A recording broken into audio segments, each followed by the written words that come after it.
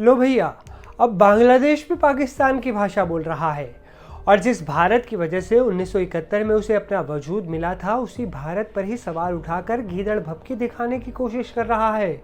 मतलब बांग्लादेश वो दिन भूल गया जब 1971 में भारत ने पाकिस्तान को धूल चटाकर बांग्लादेश को आज़ादी दिलवाई थी, वरना बांग्लादेश का तो कोई वजूद ही नहीं था। लेकिन अब बॉर्डर गार्ड बांग्लादेश के पूर्व प्रमुख ALM फजलुर रहमान ने भारत को आंख दिखाने की कोशिश की है।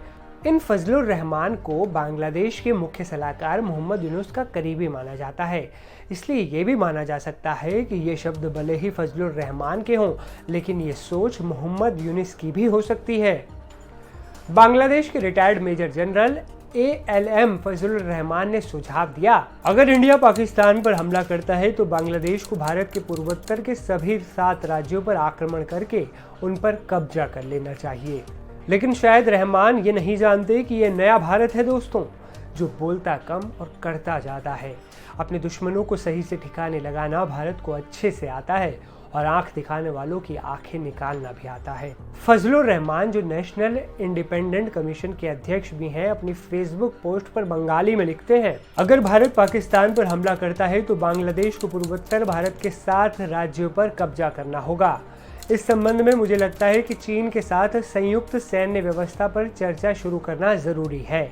Retired major general ALM Fazlur Rahman का ये विवादित बयान ऐसे वक्त में आया है जब भारत और बांग्लादेश अपने रिश्तों को सुधारने की कोशिश कर रहा है, क्योंकि बांग्लादेश में हिंदुओं पर लगातार बढ़ रहे हमलों की वजह से दोनों देशों के रिश्ते काफी हद तक कमजोर भी हो गए थे।